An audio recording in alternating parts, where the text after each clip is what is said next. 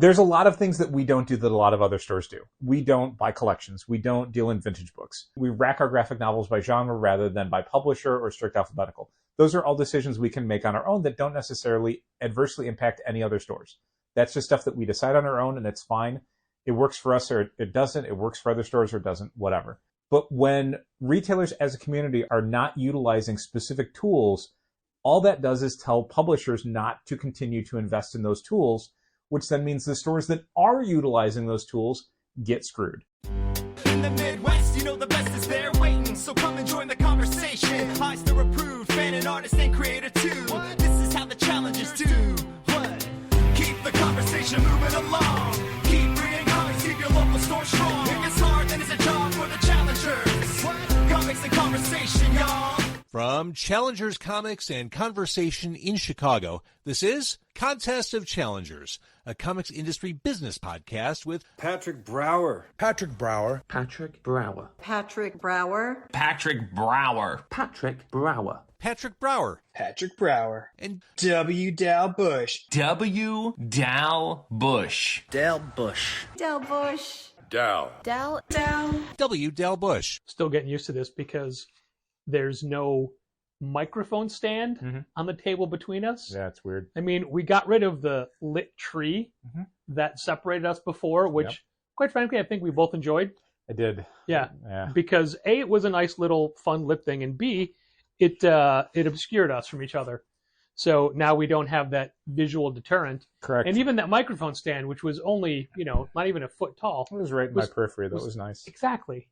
Now, I keep putting the phone. Oh, my glasses on your side of the table. Sorry. I don't need to see to record this. Good. I take my glasses off. Good. I take my glasses off when I'm in any way exerting myself because they tend to make me dizzy during physical activity. Okay. And since I was just hauling some boxes and things, I had them laying on the table. Sure. Getting ready for this. Here's my page full of notes. Wow, it's going to be a great episode. And here is the thing that still confuses me, is that you just saw me sharpen my pencil before. I did not, but let's say I did. I was literally sitting right here. I wasn't watching you. You were picturing a lit tree. I was just letting myself put myself in a different psychic space. I always wonder why I use pencil and not a pen. And I don't have an answer for that. I don't think you need one. I think it's a valid alternate choice. Today, while we are recording, the store is open. It is a Thursday. We are not there. Correct. Business seems to be terrible. Yep. And business has been... January's been quite an eye-opener of a month. Yeah. Here's what confuses me, though. Uh-huh. Well, not confuses me. Here's an observation from the month so far. It's graphic novel sales that are pulling us down. Yep. Nothing's really coming out graphic novel-wise. And that's part of it, but I'd say it's a lower...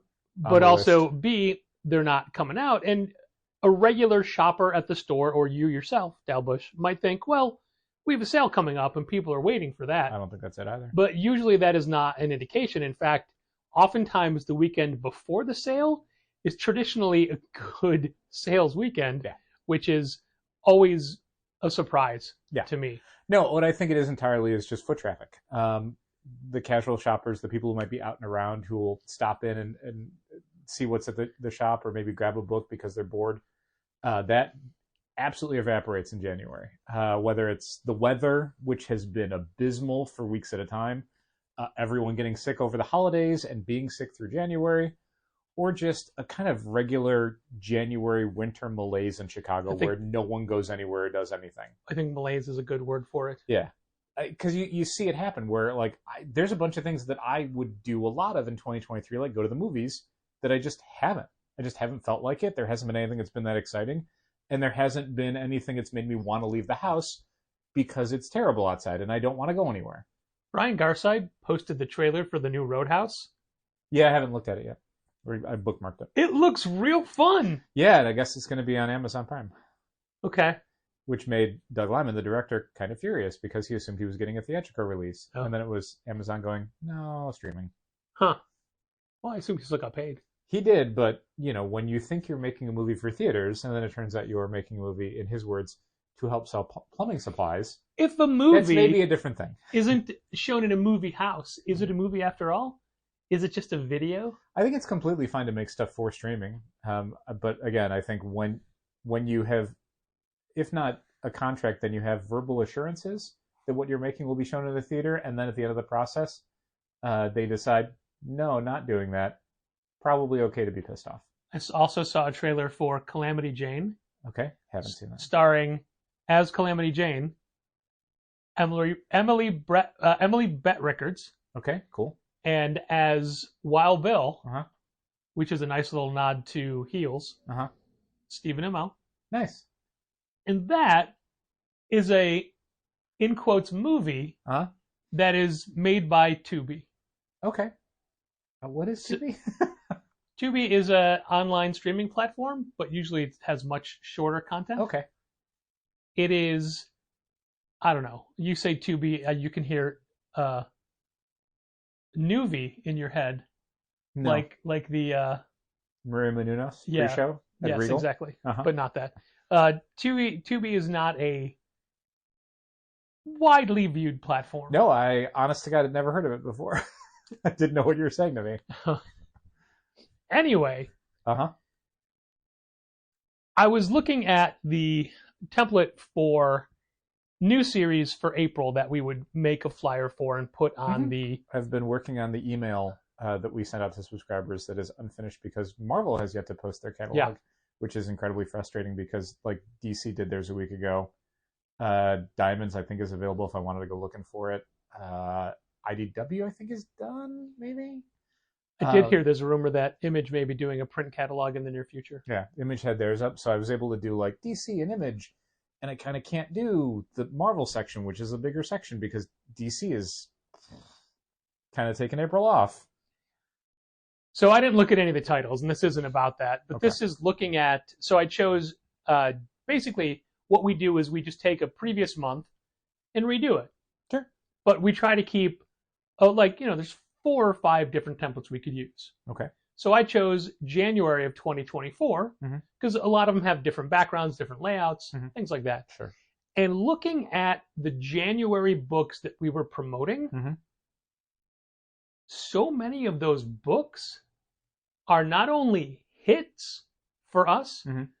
but things that had we had more competence, whether it be ours Mhm. or from our clientele ahead of time, Sure. we would have ordered Or publisher support. considerable more. Yeah. The books that We literally could have ordered twice as many Ultimate Spider-Man #1s as we did. the books that we highlighted were Avengers Twilight, Mhm. Pine and Merrimack. Mm-hmm. That did well. It's going to second printing. It did well for Boom, yes. Yeah, it didn't do bad for us. No. Um, It can't do bad for us because it's returnable. Hellblazer, Yes. which we sold out of in like 3 days, No, in one day, immediately. unexpectedly. Yeah, for sure. Ghost Machine, which we'll talk about them in a minute, Mhm. about publisher support. Sure. I can't remember if Ultimate Spider-Man was that month or the Ultimate month Spider-Man before. definitely was that month. Was it? Yeah. Okay. Ultimate Spider-Man. That was like the big launch for January was Ultimate Spider-Man, and I remember us both being a little surprised at how little pre-orders and subscriptions we had for that book relative to Jonathan Hickman and Marco Cicchetto relaunching Ultimate Spider-Man as the first ongoing Ultimate book in over a decade, and it's like, this is the amount of people who are interested. Okay, I guess we won't go crazy on it. Yeah. Like, if we had gotten 10 or 12 more subscribers, which is to say the number of people who signed up for the book after it came out, we probably would have ordered at least another 40 copies, at least. Action Comics 1061, Okay. which the last time we talked about it on the podcast Mhm. was like a day after it came out, and the Mhm. sales weren't good. By that weekend, we had 1 copy of one of the variant covers left. We had 1 copy of Okay. George Jimenez cover. Yeah. So that did what we had hoped it would do. Yes. So looking at these books, like there's Comic sales are great. Honestly, I hesitate to say great because it's a weird thing where, comic sales are unexpected. well, yeah, I mean, the new launches are really hitting, and the people who are coming in for comic books are finding a lot of stuff to buy. the thing that's been working against us is how light in general a lot of the rest of the schedule is for the month. This week, we had literally half of our New This Week section with actual new books. Nothing came out. We couldn't spread them out enough to fill up more than half of the normal section. And then the week before that was another week where we had to really spread stuff out to fill up all the space because kind of nothing came out. Not a lot of graphic novels, less comic titles than we would like to see in a week. And then next week is kind of the same thing. So it's like 3 weeks in a row at the end of January, which is 3 out of the 5 release days of the month, where we look at the amount of product coming out and we think this is not kind of enough to support an industry. This is not enough. Even with hit books, even with, a second issue of Avengers Twilight or whatever, like, you need enough titles. Like, the industry is not healthy enough at this point where you can get by with half as many released titles because they're all selling twice as well. Not all of them are. 1 or 2 of them are, yes. The rest of them are still selling the 1s and 2s that we were seeing over 2023. Yeah, I mean, let's not get too optimistic, me specifically. No. But again, because there's still a lot of really low-selling titles, like you just said. But the graphic novels are the problem. But specifically looking at those launches in January, they were all higher than I thought they would be. Sure. It's our goal in general for a lot of our New This Week comics is to sell out by basically Monday. If it comes out on a Wednesday when we put stuff on the shelves, I would like us to be more or less sold out of almost everything by Monday, because once you get past Monday, that stuff is probably not going to sell. If you find yourself with 3 extra copies of Titans, congratulations, you're probably going to keep having 3 copies of Titans until you put them in the back issues. Not a philosophy we take for number ones. We'd like to have those for a little bit longer. For sure. But at the same time, like, overall, you like to see less of everything. But a lot of stuff is selling out, and it's selling out a little quicker than we would have anticipated. So yeah, comic sales, with what we're getting in, the sell-through rate is pretty good. Not mad about that. What is really dragging us down, it's 2 things. It's one, it's the amount of books coming out, which it doesn't feel like anything's skipping a month necessarily, but it's still, you look at the shelves and you're like, why don't we have enough of anything? Or why don't we have enough new things? But then the other thing is the graphic novels, where graphic novels tend to sell more to casual shoppers. When we have people coming in on a Saturday or a Sunday and they're looking for stuff to pick up, they're usually not looking for single issue comics, and they're usually not looking for brand new books. They're looking for graphic novels. When those people stop coming in, you start to feel that impact. You suddenly are doing a few $100s less a day in graphic novels than you did before. And then you multiply that out over a weekend, suddenly, by the end of the month, you're doing thousands of dollars less than you were before, because those people just weren't coming in. And they're not going to come in again until, the weather's nice, they run out of stuff to do at home, they realize they haven't gone shopping for comics in a couple months. The amount of people who have come in for their subscriptions who were delinquent, who basically all, to a person, more or less forgot December existed, is insane. Like, it just, these people who hadn't come in since October were like, I thought I just came in. And it's like, no, you came in October, and then you didn't come in November, and then you thought you were only a month back in January because you forgot December happened, and you were actually over 2 months behind. We did our customary counting of Christmas cards left in customer bins, and it was actually our lowest number since we've been counting. Sure. Still, real high. A staggering number, a lot of folks. Our lowest that it's been. Yes. So I don't know if that's a victory or not. It would be nice if it were in the low double digits. Doesn't seem like that's probably ever going to happen. I certainly, at some point, when Shopify and Managed Comics get the ability to vault credit cards as part of their system, I think we're probably going to have a December, maybe in 2024, where we just say, like, hey, we know you're not coming in, so we're just going to charge you. Here, everyone's getting charged, at the end of the month. On Christmas Day. Yeah. Hurrah! Basically, it's going to be like, this is a longer conversation to have once we see if that functionality ever comes out and how easy it is to utilize. But there will definitely be a thing where I think essentially what we'll do, and we haven't discussed this, so this is just my idea. If you are delinquent with challengers, after you are delinquent the first time, we're vaulting a credit card. At that point, it's like, because I'm so tired of a lot of the same people again and again, always being delinquent. And so after that, it's like, we're vaulting a credit card, and then you will get invoiced on a day of the month. Like, that's going to happen. Like, When you say invoiced, do you mean charged? Charged. Or yeah. Okay. Yeah. Because invoiced is a different problem we have, where we invoice people on a Tuesday, and then I have to re-invoice them on a Sunday, and then I have to re-invoice them on Wednesday, and then I have to re-invoice them the following Sunday, and then eventually I have to email them to say, hey, this is the 4th time we've invoiced you for this order. You haven't paid for it. You haven't contacted us or communicated with us. And it would be time for us to invoice you for the next batch. I'm giving you a day to either pay your invoice or contact us, or we're putting it back out, and then we're closing your account. And I've had to do that, Patrick, more than once, which is super duper disappointing. It really is, and especially when it's a situation where subscribers, mail order subscribers, for us, have the option of picking a time frame, like every week, every 2 weeks, once a month, or requesting. Yeah. Say they'll tell us when they want one. Yep. So it's incredibly Which, frustrating. Even most people, we still frequently have to reach out to and go, hey, it's been a couple of months. Can we send you an invoice? Can we get this stuff sent out? So it's incredibly frustrating when someone says, hey, send me an invoice, and you do, and they don't pay it. Yeah. Well, that'll be a different time. One of the books that came out this week was Ghost Machine. And there's 2 different points I want to bring up about Ghost Machine. One is how it connected to you and I as readers, and one is the support that Image gave the book. Which one do you want to talk about first? I want this to be as fully interactive The as possible. second one first. So this was a book that is based off of what'll be the Ghost Machine universe for Image, which is like the Jeff Johns corner. It's its own world where I think everything is connected into it. I don't think that's the case. But it's not part of the Image universe. Correct. Like, you're not going to see Spawn in Geiger. Right. I mean, eventually you probably will.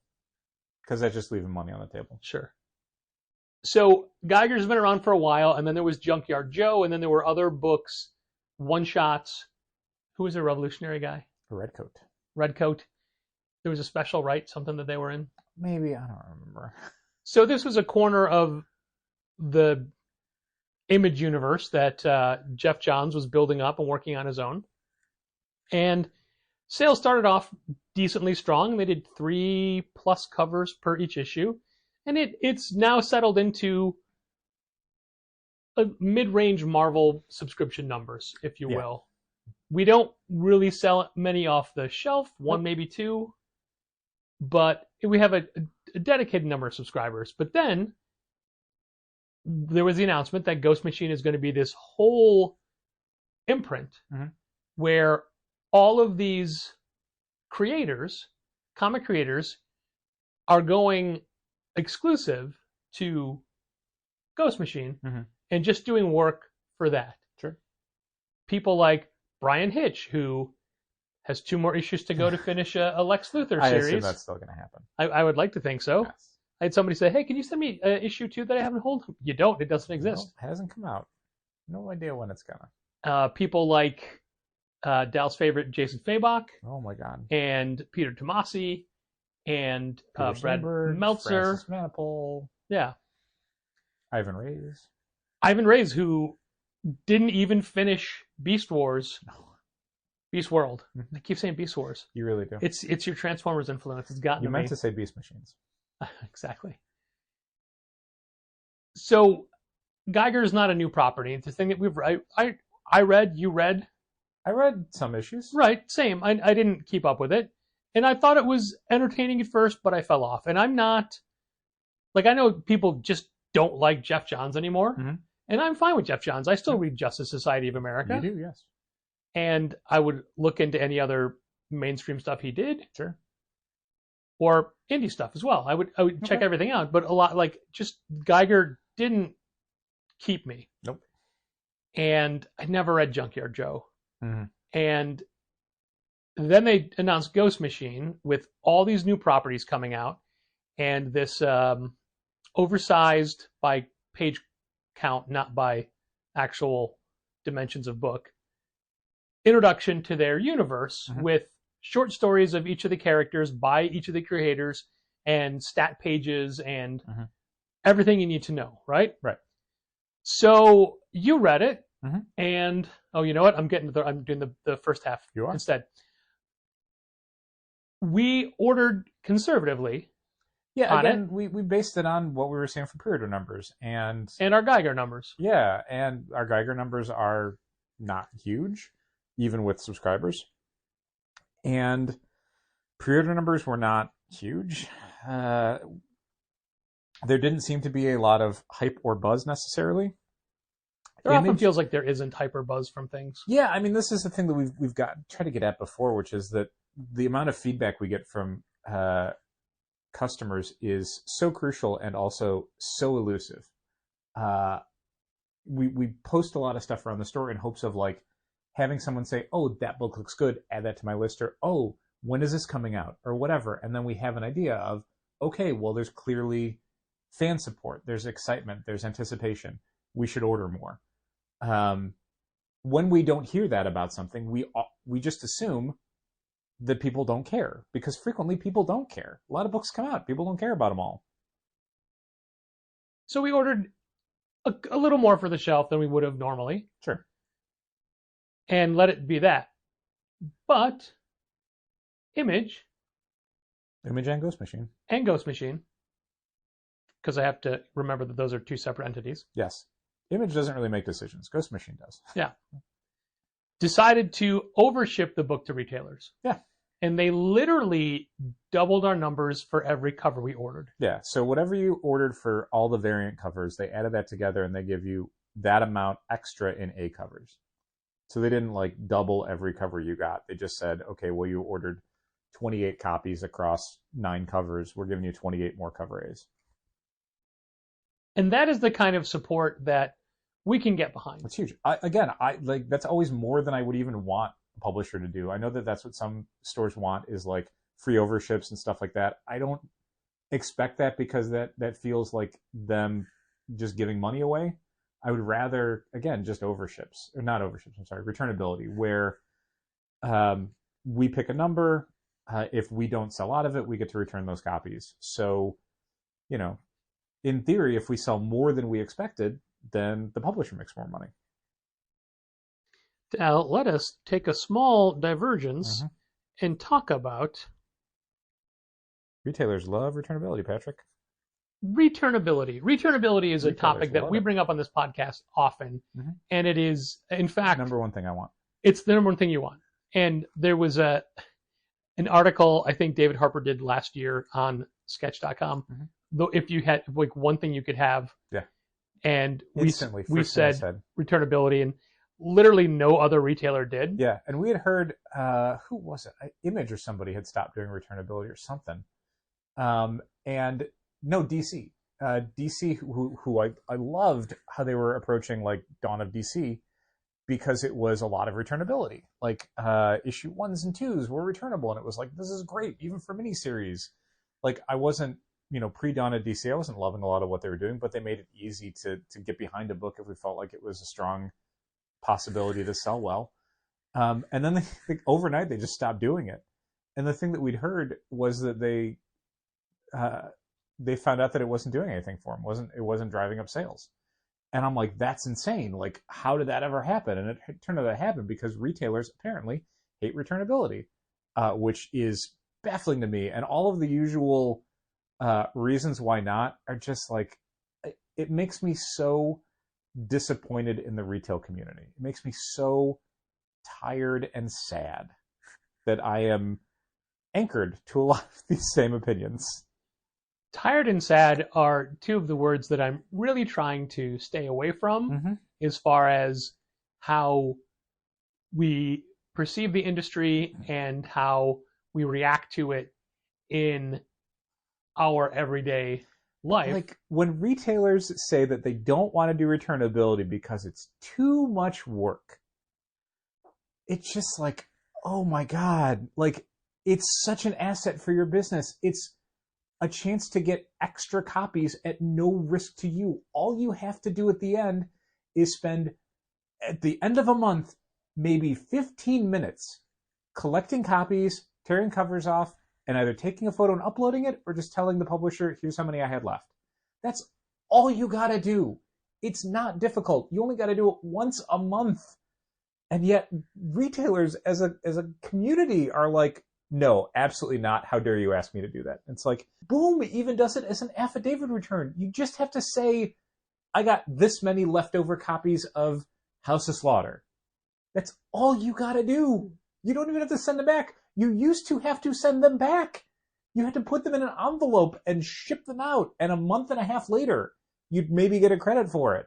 Oh my God. It's so disappointing. This is the point where we need to remind ourselves that we cannot tell anyone else how to run their business. I wish I could. I'd say, please don't take returnability away from us because you find it too cumbersome of a concept. It is true what Dal is saying, that there are retailers who Once a month don't understand it, don't want the extra work, don't think it's of a benefit to them. We feel the opposite way. I've been to comic shops. They're not that busy.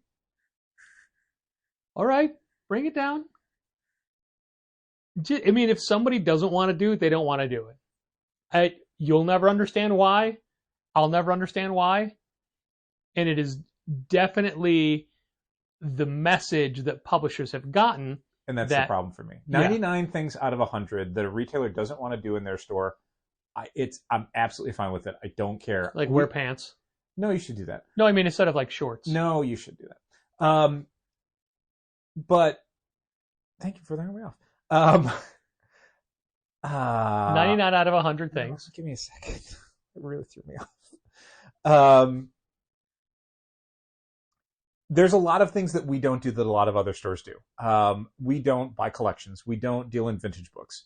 We rack our graphic novels by genre rather than by publisher or strict alphabetical. Those are all decisions we can make on our own that don't necessarily adversely impact any other stores. That's just stuff that we decide on our own, and it's fine. It works for us or it doesn't. It works for other stores or it doesn't, whatever.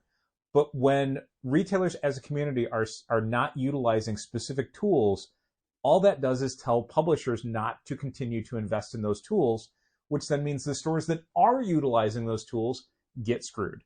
And that's where I get a lot of my anger about retailers not using returnability. It is such a useful tool, and it is so advantageous that when retailers just kind of cross their arms and go, no, it's too much work, that means I don't get to use it anymore, and my business suffers for it.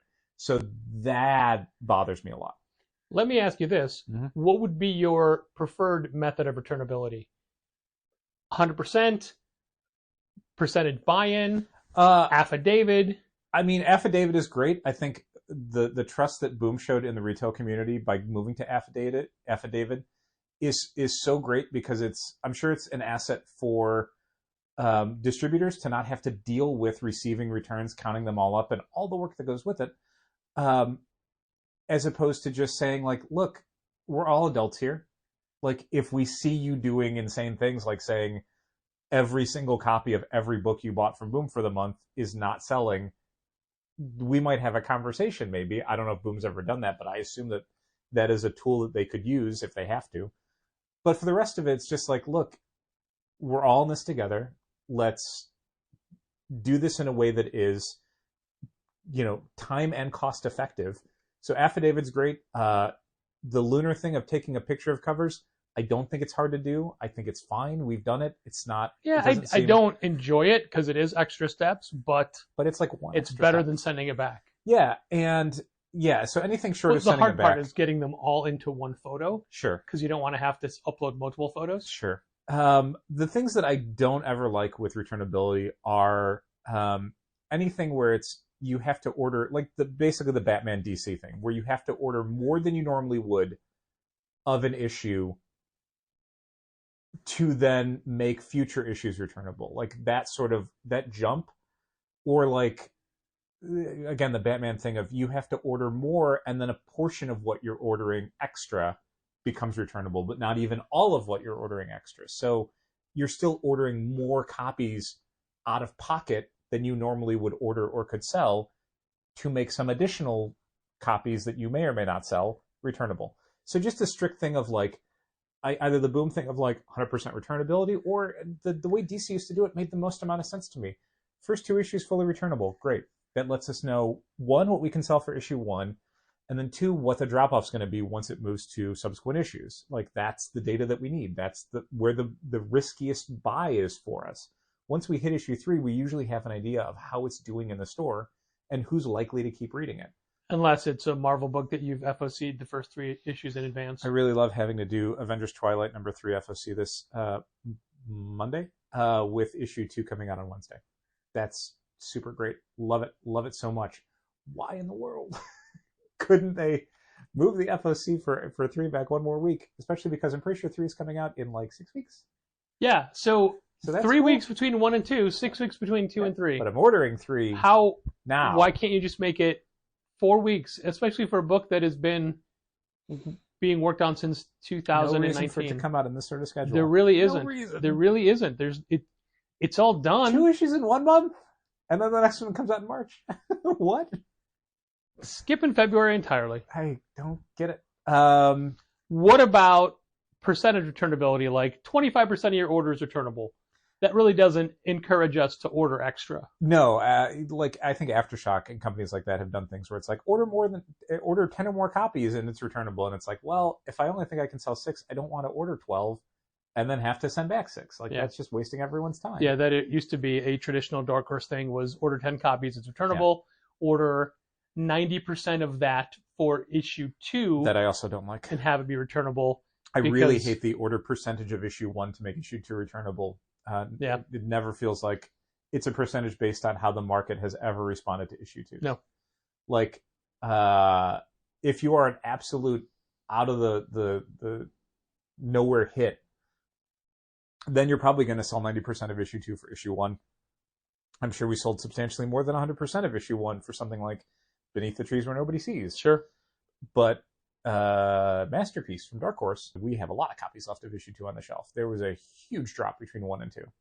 That may rebound over time. What we've seen for certain books is that people buy issue 1 and then they, in a month or 2, they read issue 1 and then they realize they want 2 and 3, and then it's like, well, we didn't order a lot of 3 because you didn't buy 2 a month ago. Yeah.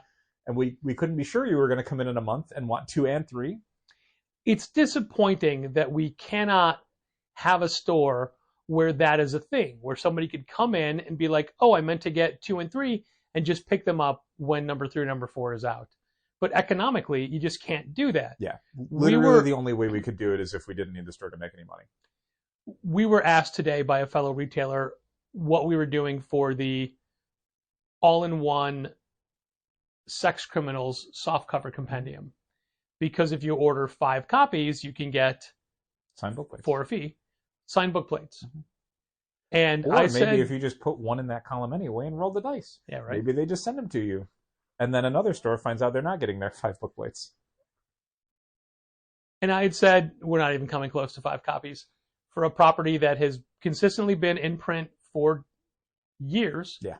That doesn't have an audience just finding it now. No. There's no reason for us to suddenly be like, oh, we're going to move 5 copies of an all-in-one collection. Like, 1 or 2, maybe, sure, but it's... And that's what I ordered. Yeah, it's something that we'll reorder as needed. 5 copies? Yeah, I mean, it's... It'd be great. In a perfect world, we would be able to have 5 copies and not be worried about having them forever, or... Not forever, more but than just... that, laying out the cash up front and for that's 5 the thing. of them. Like, it has nothing to... Like, will we over time sell more than 5 copies of Sex Criminals Omnibus? I'm sure we will. Yeah. It's not going to be super fast, and that's a lot of money to spend on something that's not going to sell super fast.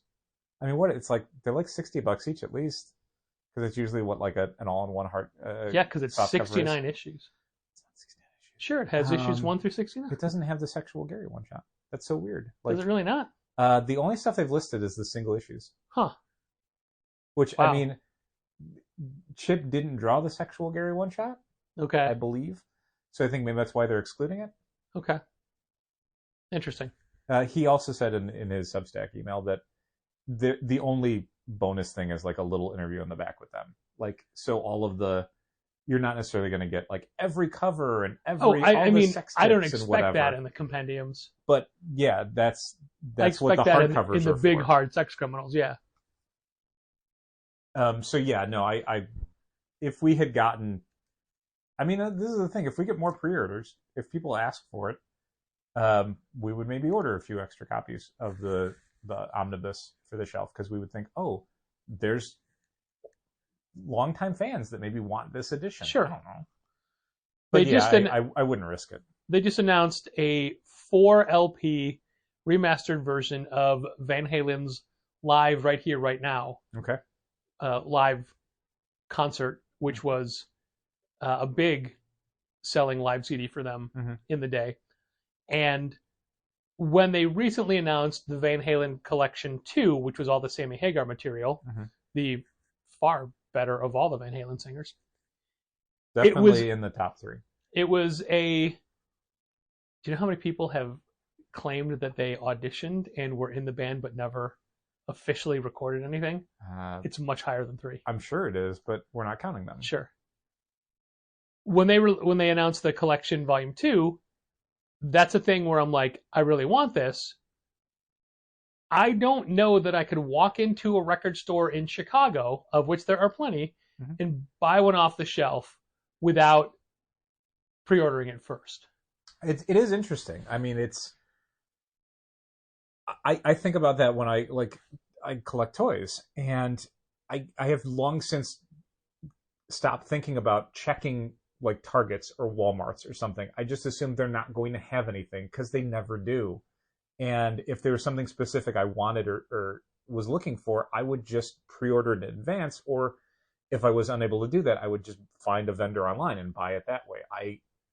I cannot think of a way that I could just walk into a shop and buy something. And that's what's so sort of amazing about Challengers is you actually can do that for a lot of stuff. Not everything. Not those toys. No. Well, no. Diamond usually cancels them. How many times have you literally found a toy you were looking for in a Target that you'd pre-ordered through a different vendor and thought, oh no. That's why we don't pre-order them through that vendor anymore. Because it ended up being a waste of my time. But we do stock a lot of things. We have a lot of graphic novels and a lot of weekly comics. And as much as there's things that I wish we had for longer, or that I wish, when I am always disappointed when someone comes in on a Wednesday or even a Sunday and is like, oh, are you out of this book that came out this week? And I have to go, we are, yes, I'm sorry. But we do stock a lot of things and we carry a lot of things, and you can generally walk into Challengers and walk out with a lot of stuff. Which I think is kind of cool. I mean, but yeah, like you're saying, it's not everything. I mean, there's... Yeah, well, going back to that Van Halen live album, 4-album set, it's like $100. Okay. And I'm like, man, I want it, but I don't want to pre-order it and pay for it now. And I kind of just want to find it and be surprised and buy it when it comes out. And also, having got the collection for Christmas, thank you, Robert, it's like, oh, live versions of these same songs. Right. But I mean, it's a thing like, oh, it'd be nice to have, but I'm not willing to commit to it right now. Sure. And I think that may be a literal factor of it's a thing I won't do that we're asking customers to do. Yeah, well, I mean, what we're offering customers is exactly what you want, which is I want to pre-order this, but I don't want to pay for it right now. You can do that with Challengers. But you do have to pay for it. Yeah, eventually. Yeah, but when I mean, you do. I'm letting everyone who's listening know you do have to pay for it. But what you want to do is you want to order it. You don't want to pay for it right now, and that's what we offer. No, I want to. I mean, I would much rather anything I order, like Dead Strange from last week. Right. I want to pay for when I order it. Sure. But the thing is, since I don't want to pay for Live Right Here, Right Now, I won't pre-order it. Right. I'll just take my chances because it's not a thing I have to have. Right. I'm using that as if I can't find it, then I don't need it. But that's the thing. Like, we're talking about kind of two different things. Like, when you pre-order stuff at Challengers, my understanding is that it's something you are excited about and don't want to miss out on. On the other hand, we stock things for the shelf where you're like, if they've got it, I'll get it. Or I want to take a look at it first. I'm not super sold on it. So, I mean, to put it in a different way, like, if there were a new Anberlin LP, you wouldn't be like, well, I mean, maybe now with the new singer. See, now that's where this example doesn't work for you. 2 years ago, if there's a new Anberlin LP, you'd be like, well, I'm going to pre-order that. And also, is there a special edition? And what else can I get for it? What's the deluxe stuff, etc. Yeah. But then there's other... But not with Matty Mullins. I know, I'm sorry. And so I think that's how it is, I think, for a lot of people with comics. And I've seen people do that. And one of the things that's always been an obstacle for me when it comes to the idea of invoicing people every week for everything, which we may or may not do in the future if it becomes available as an option, is I like the idea of people coming in, having their books, and then not having paid yet so they can look around and find other stuff, because most people do. Some people, they just come in, you hand them their books, they look through them, they make sure everything's there, and they get wrung out. That's it, they're done. Some people don't even look through it. They just say, ring me up. Right. But some people will take their stack and then they'll look around. They'll go look in the New This Week section. They'll see what supplies we've got in case there's anything they need to grab. They'll maybe look at the toys to see if anything new is there. They might look at the comic wall if there was a thing they were meaning to check out that they forgot about and they want to see if we've got in stock. They might look at the graphic novels, the pops, the kids section. So all of that stuff becomes available to potential shoppers, but it's not the stuff that they are the most excited about. The stuff that they're excited about, they've pre-ordered that. And then there's this other class of stuff that's like, let's see. Okay, so let's go back to Ghost Machine for the second half. Yes. Or the first half. Well, we finished the first half. This is the second half. You read it. This was the first half.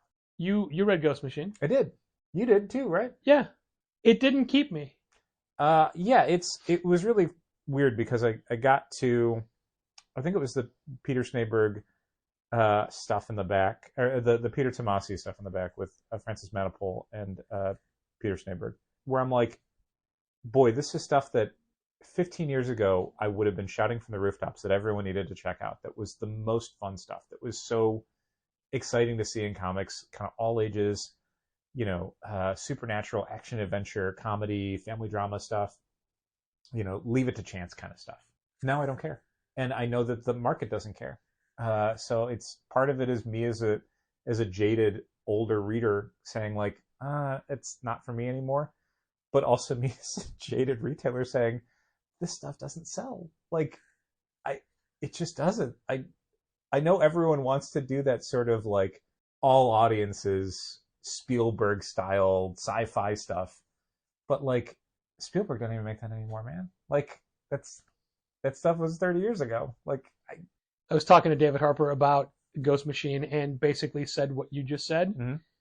And his question was, what changed? What changed in you? Yeah. I got old. He's like, do you just not like Jeff Johns anymore? I'm like, that's not it at all. I mean, there's some stuff that 100% was not for me, and I could have told you that before I even opened the book. I don't like Jason Fabok's art. So Jason Fabok story that he kind of generated that Jeff Johns is helping him tell is something that is absolutely not for me, and I'm not judging that as a comics reader who's trying to figure out if this is worthy to carry in the store or not. This is me saying, I don't like that stuff, but I'm going to order it if people say they want it. Like, I am excluding myself from that conversation as far as like, is it good or bad? I know I don't like it. I knew I didn't like it before this. Other stuff, Geiger, I fell off of. Redcoat, I like Brian Hitch okay, but it doesn't seem like something I'm going to be super into. The Ivan Reis thing, the Hyde Street or whatever, don't care. All of it just feels, I wish I could put a finger on why it didn't work for me, like David Harper was asking. I don't think there's a failure in execution so much as there's maybe a hollowness in intent, maybe, which I shouldn't use the word intent because that I'm sure everyone working on it thinks they're telling a good story and is very excited about it. Sure. But there's just an aspect to it that just feels like all of the comic to IP pipeline sort of books where I don't care. Like everything just feels like it's a blueprint for a movie or a TV show that I also won't watch. And I wish I had a better way of describing what those books felt like. I think some of it is how Ghost Machine doesn't seem to have an identity. Like they've got, it's like Distillery. What's Distillery's identity? I don't know. Here's a bunch of creators. Oh no, I think Distillery's identity is variant covers. Prestige Plus format. Their big announcement today. Yes. They have a mangaka artist doing a variant cover for Somna 3. Is it one of their D covers that it's just a D with a bunch of design stuff in it? I didn't bother to look at the cover. Because those are the ones that mean the least to me. Also, I don't want a non-Becky Cloonan or Tulu Lotte cover for a Becky Cloonan and Tulu Lotte book. Yeah, that seems. And the sheer number of covers, it's like, why are you doing this? What is the point? Getting back to Ghost Machine, Yeah, I think one of the problems for me with Ghost Machine is that it doesn't feel like it is more than like it's just a collective. It's like Ghost Machine doesn't mean anything. It doesn't. It's like CrossGen. CrossGen is what I was thinking in my brain, but I'm like, I'm not going to say that because it's such a dated reference. No one's going to get it. But I'm glad you brought it up because we were both thinking the same thing. What was CrossGen? I don't know. It's a bunch of stuff. Here's a fantasy book. Here's a sci-fi book. Here's a mystery book. Here's a horror book. Here's a Claudio Castellini book. And I was so close to just saying Claudio Castagnoli. Right, but I'm like, I know. I would have meant it as a joke, but people would have thought it was being serious because no one remembers CrossGen Illustrated. And that's what Ghost Machine is. It's a bunch of stuff. And yet, by putting all of it together, it kind of becomes a jack of all trades, master of none situation where if they had just said, here's one book, like we're doing one book, I'd be like, okay. Or like, They've been doing one book. It's been Geiger. I don't need a shared universe or anything, but I guess I need a sense of like, at least with like Giant Generator, which is Rick Remender's imprint. The imprint is books Rick Remender writes. Sure, got it, done. But Ghost Machine is like Jeff Johns and Peter Tomasi and Ben Meltzer and a couple other people whose names I can't remember, along with like 7 artists. And it's like, what is this? It's like the new Image, but at Image. Even their pitch was like, creators you know. That's it? No, and characters you'll love. I know, I was leaving that part out. But creators you know? Like, you've heard of Us, the comic company? All right, great. You've heard of Us Comics. How can I direct your call? So, yeah, I mean... We don't carry back issues. No, we won't buy your collection. I'll say this. Best thing that happened to those creators is the fact that they released that book on easily the lightest, most boring week of comics in probably... I think I told you when we'd sent out our subscriber email, we get a little total from Managed Comics that says how many subscribers got an email this week saying that they had books come in for them. And I looked, and it was the 6th lowest total of subscribers emailed in, I think it was like 20 months? You said 20 months. So very, very few people, relative to how many people we normally would send out emails to, got an email saying something came in for them. So most people didn't even get an email this week to say, hey, anything came in for you. So they didn't come in for anything because nothing came in for them. So having Ghost Machine, that was like the one new book. Like sometimes we have a week where, boy, you know, which of these 3 new books do we want to spotlight? This was like Ghost Machine. The only thing to recommend for people who are coming in was like, try out Ghost Machine. Like there's a bunch of stories. Maybe you'll find something you like. And that's also why, I didn't do a new release video this Tuesday night. Mm-hmm. And Dal's was the opposite of showing off new books. Mm-hmm. Hey, Dal, you said a keyword before, which is emails. Keywordo. What's been going on with emails today? Oh, man. You can keep it short. Yeah, the short version is that Google and somebody else had new policies that went into place, and Shopify had been telling us about it, but also saying like, hey, you should check out this list of stuff and make sure that you're compliant. But there's almost no way to tell if you're compliant until they switch everything over, and then you find out you're not for some reason. So then you have to contact Shopify and go, can you tell me precisely what I'm doing wrong? And then they have the first person tell you, okay, here's the entire checklist again. And it's like, no, I read your checklist. I need you to tell me which of these things that I think I did right, I did wrong. And then find out, oh, it's a Google problem. So what is the problem? What was happening? Basically, what would happen is if you were non-compliant, all your emails would go out from Shopify instead of from the domain that you had set it from, challengers@challengerscomics.com. Yeah. Instead, they would go out as store@shopifyemail.com. So no one could reply to those? With a link in there where if you replied to it, it would go to Challengers at, because they included a reply to section in the metadata of the email so that if you responded to it, it would go to challengers@challengerscomics.com. It just means that the email that's coming in is coming in from store@shopifyemail.com. And for some people, that would either go to a spam filter, that would be triggered as a possible phishing attempt. Oh. Whatever. So, and more than that, it's just unprofessional. How did you learn of this change? I mean, I'd seen it every time I would go into Shopify in the email section. They would have a thing saying, this is coming very soon, make sure you're compliant. And again, I thought we were. And then, yeah, again, I found out the most recent thing is it's a Google problem. Add this to your DNS records and you should be fine. Added it, didn't fix anything. So now I'm waiting for Shopify to get back to me to say, no, what's really wrong? So that's been on and off chunk of my day, which I do not enjoy. Especially Really? because it seems like the level of service from Shopify's tech support has dropped off precipitously. The first time I tried to open a ticket, I got there's no one around. What? Okay. So I tried again, and then it was somebody who did not speak English very well and was basically just going off of the script, and I had to go, no. Like, you have access to a version of Shopify I don't have, and so I need you to tell me what if this is not working right. And then they had to escalate it to somebody who then got back to me, and then we started working stuff out, and yeah. Hopefully it'll be fixed fairly soon. I would love for it to be fixed now, but currently it is not. Working on it. By the same token, we were alerted to a interesting development with our Spotify podcast feed, where Patreon and Spotify now have a partnership where the audio rewards to Patreon are available on Spotify. Like if you link your Spotify account with your Patreon account? Yeah. Okay. Unless they're behind a paywall. Which, so they're not available then? Well, depending on what the levels are. Okay. So the rewards are only available if they're publicly available? If that doesn't make any sense. No. If you are, for us specifically, yes, you can be like one of the rewards in a higher tier is getting the unedited audio version on Saturday versus the official version. Yep. Well, that is what was being sent to Spotify, and I have to tell you how much I have to think about saying Spotify so I don't say Shopify. I know. So it was going to Spotify, but if you're not subscribed at a level to which you get that, right, you can't listen to it. That makes sense. Sure. But before that, the actual episodes through Libsyn are linked to Spotify for us and should have been going there. So somehow the Patreon ones overwrote the Libsyn RSS feed and isn't getting it. So I went into Patreon and turned it off.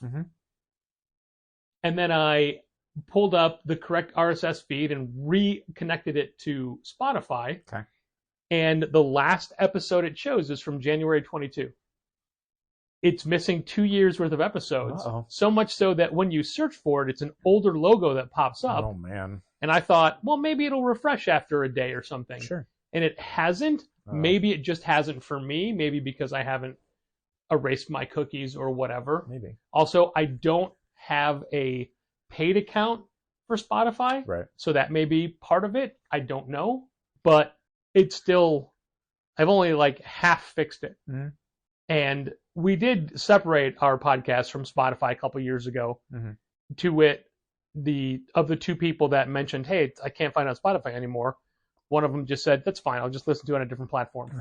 Because it's on Apple like Podcasts, 15 different platforms, including YouTube. But for people that specifically want their Spotify experience, which I'm not a Spotify user, I don't have the knowledge behind it. It's an inconvenience for them. Sure. And especially somebody who just started following us because of David Harper. Yeah. That's the fourth David Harper reference in this podcast. Wow. He definitely owes us money. So let's see how that'll work its way out. I don't know if it will. Now, this is something we wanted to talk about last week, but didn't get to it. And it's now kind of doing a disservice because this is a book that FOC is this weekend. And people won't hear that's in enough time to add it. Was it last weekend? Yeah. The Displaced? I ordered a bunch. Oh, okay. Let's talk about The Displaced. Sure. It's a new series from Boom, and I really enjoyed the first issue. Same. It's a thing that both of us read independently. I think it's Ed Brisson. It is Ed Brisson. You're correct. And you brought it up. I'm like, I loved it. It was so good. It's really good. It's hard to describe what it's about without giving anything away. Yeah. The short version is that a group of people meet up outside of a small northwestern U.S. town. And something happens in that town. We won't say what. No, I think you can say it because it happens right away, and it's kind of like, it's not even the twist. Basically, the entire town goes missing, and these people are the few survivors outside of it. And so they have to deal with everybody inside the town going missing, and the news and the speculation from their relatives as to why they survived and other people didn't. and trying to rebuild their lives. in You the say aftermath. survive, but we don't know what happened Well, to it anybody survived else. because the town's missing. No one knows where it is, so they're essentially survivors. But there's also a character who is there who is raving about the fact that everybody in the He's world seen it before. is going to forget about this tragedy. That they're all not going to care. They're going to forget all about it. And then there's a twist at the end, and the twist is very, very good. I like the first issue a whole lot. I thought the vibe it gave me was Lost, basically. Yeah. It's a group of characters that normally wouldn't cross paths, that wouldn't have anything to do with each other, that have completely different lived experiences, that have all survived this insane thing, and now they find themselves drawn together and curious about what happened. Like, why did the town disappear? Where did it go? Why did they survive? What happens next? And it's really well written. It's a really good group of characters and an insanely good last page. Now, one of the things I don't like about it, and this is harsh and I apologize, but I do not think that the cover, the A cover for the first 2 issues, helps sell the book at all. It's a little very bland. difficult premise to capture as one image. Yeah. But I don't like how they did it, and I think that that's going to make it harder for people to want to pick up and look at. Yeah, it's like a lot of Boom stuff. It's stuff that we will have to hand sell because I don't think it's on anyone's radar, and I think it's probably not a thing that's going to jump off the shelves. The irony is the cover I liked the best, I think, was Andrea Sorrentino, Okay. but it was the same design pattern as the one hand and the 6 fingers. Sure, yeah. So it's like, Well, I don't even Sorrentino cover, you know? I don't even want to stock that cover because I don't want it to confuse those two. Maybe we can get some spillover from Bone Orchard Mythos, The Tenement, Maybe. which is coming to a conclusion and is very good right now. I have Bone fallen off that Orchard book. Mythos, I feel like, is a thing that like Blumhouse should pick up because it's exactly what I think a lot of their movies are, where it's like this horror concept that's kind of a universe, but isn't like a sequential series of films. It's just something cool and creepy. I would never see the movie. God, Of course no. not. Or A24. But no, Blumhouse. But the comics. Oh, I forgot you're a horror the movie comics master. are great. I'm aware of who makes different kinds of movies and what their I find your pedigree is. love of Tenement so ironic because it's the one book of theirs that I fell off of, Yeah. and it's the one of theirs you finished or you are. I finishing. haven't finished it yet. Right, I mean Time will that tell. you're caught up with. Sometimes I get right to the end and then I Yeah. don't read the last one. I fell off because we were out of a certain issue, And and that's, I never. that's why I ended up missing. I didn't finish Little Monsters, was because we were out of one, and I realized I hadn't read it. And then it was like 3 more issues, and I went, well, I'm never catching up. But at least that one was like, I don't know. 15 issues? Yeah, this one is only 9. 9 or 10. Yeah. I think it's 10. I think 8 just came out. I also read Little Black Book from AWA. How was that? I enjoyed it very much. Again, it's got a cover that I don't think is indicative of the book because it looks like a spaghetti western from the cover. Okay. It's a Francesco Francavilla cover, and it is not that at all. Okay. It is the son of a fixer who is completely out of his father's life and shadow, who suddenly has need for his father's associates. I see. And it was just a good, like I use true crime as an overarching descriptor for books of late that I like a lot. Sure. And I think that fits in the same category. Cool. It is out. I don't know when, not for a while yet. Okay. Also, couldn't tell you who wrote it or drew it. Uh-oh. Only that I liked it. That's good. And how exciting is it? The new Teenage Mutant Ninja Turtles whole lineup. Well, not the character lineup, but the creator lineup is great. I mean, you don't know what issue 5 is? Uh-huh. The first issue of the second arc by Raphael Albuquerque. Jason Aaron, late of The Avengers and 100 other books at Marvel, is now upcoming the new writer for Teenage Mutant Ninja Turtles, which will not be a relaunch, or it won't be a reboot, it'll be a Continuation. continuation, I guess is maybe a nice way of saying it. I think we mentioned that part last week. Yeah, it will continue on from the continuity of the previous 150 issues, but I'm sure it will have a very back to basics approach for everything. I assume a lot of the stuff that has been part of the last 50 issues by Sophie Campbell maybe will not be as much part of the Jason Aaron run. So there'll be a wrap up in was it a 0 or an alpha? Alpha. Yeah, because they're going to 150 on the current run, which is 3 issues from now. 140. 7 just came out. Yeah. And then, the alpha issue, and then TMNT 1. And what they're doing is the first 4 issues are going to be individual turtle spotlights written by Jason Aaron, drawn by different artists. Raphael by Joel Jones. Mikey by Raphael Albuquerque. Yep. Cliff Chang does the best turtle, Leonardo. And then Chris Burnham does Donatello. Yep. Those are the 4 turtles. And then Raphael 1, 2, 3, Albuquerque, 4 turtles. not Turtle, takes over the art chores for the whole second arc. Right. Which then I assume means that there will be a different artist for the third arc and so forth, which is honestly not that different from how Marvel, DC, IDW, Sure. most publishers do it. But I'm looking at this turtle launch as the next Transformers, the next It absolutely Duke, will be. the next Cobra Commander. Putting Jason Aaron on the book Also, alone. Cobra Commander was a book that was on the I read issue 2. It was really good. the January call out. Sure. Yeah. That's a lot. Yeah, that's another one adding to that. Yeah. Jason Aaron being the writer for TMNT, which I think is what they're calling it, is a huge statement of intent that they are treating this like a A-list property. Even though it's sold well at IDW, I mean, they did 150 issues plus a whole bunch of spinoffs and stuff. The sales of the Last Ronin franchise, I think, alerted them to the fact of, like, this is what this thing could be selling if you figure out the right project. Yeah. There is no reason why TMNT, which is a globally known brand for, like, decades, could not be selling on the level of, like, Amazing Spider-Man or Justice League or Superman or whatever. So the idea of it selling, a fifth of that is, like, you got to figure out a different way to market it. I like Sophie Campbell a whole lot. I think she's been an amazing writer on that book. I think the art has maybe let her down a little bit. They have not put their biggest artist on that book.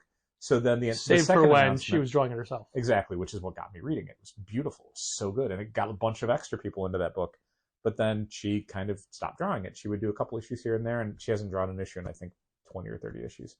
But Jason Aaron being announced as the writer is step 1, and then step 2 is saying Joel Jones, Cliff Chang, Raphael Albuquerque, Chris Burnham. Like, that's, again, like putting Daniel Warren Johnson on Transformers is saying this is something we are taking very seriously, and we're putting our best foot forward with it. We are not cutting corners on this.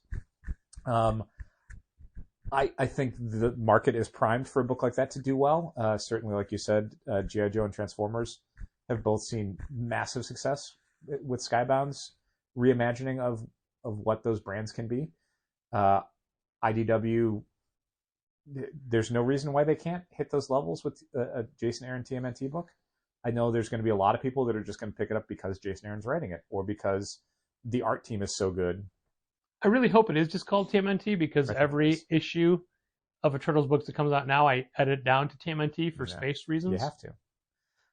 Certainly, it's easier to search for TMNT in a database than it is Teenage Mutant Ninja Turtles. Yeah. Either way, it comes up with thousands of hits. I think it's great that IDW is doing this, and I had already expressed speculation that I would expect the Last Ronin to show up somewhere in the first 12 issues of Jason Aaron's TMNT, because it just seems like an idea that's going to get a lot of people paying attention.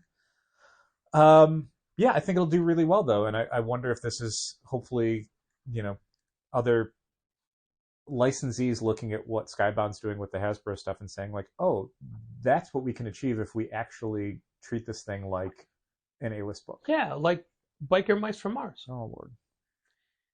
Let's point out that we have some things coming up, including a sale, the annual I Love You, But I've Chosen Comics store-wide sale, where everything in the store is 25% off except held items, consignment items, gift cards. New this week. And anything marked new this week. And if you spend $100 after discount, before tax, and only on sale merchandise, you get a free t-shirt designed by Gustavo Duarte. You qualify for a free sale t-shirt. The design is exclusive to the sale. You can only earn it. You can't buy it. And we produce the shirts after the sale. They're usually available sometime in early March. Gustavo has been great about sharing the image, and that gets a lot of people asking questions about, how do I get this? Mm-hmm. And literally, the questions come on our post that has all the information in the post. So I just keep cutting and pasting the answers to that they're asking that are literally written in the post above You it. can't buy it. You can only earn it. One of the things that may be worth mentioning, we started, I think, doing last year because we extended the sale to the online storefront, I think. If you qualify for a sale t-shirt via an online purchase for shipping, we will have a function. I haven't decided how we're going to do it yet. If we're going to do it the same way as last year, do something else, where you will be able to pay for shipping for the shirt when it is available. So your order will go out right away. You will get the shirt when the shirt is available. Sometime, let's just say mid to late March. So you will, I think it's $6 or something. I can't remember what we were charging. We'll have to figure it out because postage rates have changed. So we'll have to weigh a shirt real quick and figure out what it's going to cost us to ship them this time. So yeah, we are prepared to do that. So if you are shopping in the store, you will be notified when the shirts come out, or we'll just drop it in your subscription box if you shop with us normally. If you are doing an online order for pickup, same rules apply as far as how the shirt's done. If you are doing an online order for shipping, we will figure out with you how to get the shirt to you at a later date. That is from February 7th to February 13th, as it is every year. But this is not every year. No. We have Lucy Knisley coming in on a Friday, the end of February. I want to say the 24th. I'm not looking at a calendar. Okay. Pretty sure it's 24th. Starting at 6 p.m. for her new all-ages picture book, Ride With Me, which is all about the joys of bike riding, specifically in the city of Chicago, but it's for everybody. Sure. And we are also having people from BFF Bikes do some presentation on maybe bike safety, maybe the fun of riding bikes. And it's going to be a whole bike-filled evening, which it's late February, so probably don't ride your bikes to the store then. It might be pretty gross weather out. Gina definitely will. Maybe. And it's a Gina day for sure. Gina's like, I need to put this in the calendar. Oh, wait, I'm already going to be here. So that should be a super fun thing. We love Lucy. We love Lucy's work, and this is a new project by her. Also, I jumped ahead a couple days because on Wednesday, February 21st, provided Spawn 350 comes out, we're going to have the hosts of the Respawn Regarding Spawn podcast hanging out in the shop for a couple of hours to celebrate the release of Spawn 350 and to talk to people about Spawn. And these guys, John and David, love Spawn. They love Spawn. They love Spawn a lot. And maybe now that somebody will once again be sitting on the throne of hell, which hasn't happened since it's been vacant since Spawn 100. Oh my God. Yeah. Maybe that'll be enough to draw new people in. Let's hope. And also, lastly, Brett Booth is the new artist. Yes, he's just moving over from Gunslinger. Still, he's the new artist. And a new event we have also on a 24th, April 24th, jumping ahead a few months, which is a Wednesday, April 24th, celebrating the release of Dick Tracy #1.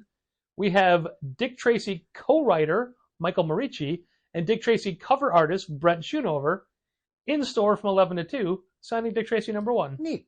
And that is definitely a fun book because Mike Marici and co-writer Alex Segura of Alter Ego fame own the publishing rights for Dick Tracy Comics. Wow. So this is their property now. Very cool. So it'll be a whole lot of fun. When does Dick Tracy team up with Barbaric? I guess I'll have to ask Michael on That's April right. 24th. You do that. And I just reached out to another creator today for an event coming up in May.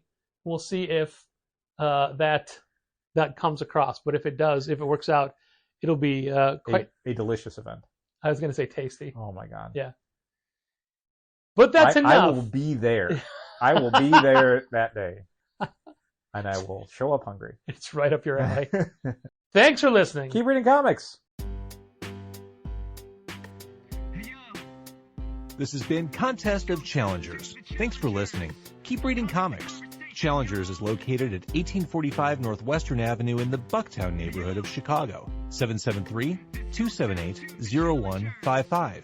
Keep up to date with new releases and events at challengerscomics.com. And help fund this podcast at patreon.com/challengers.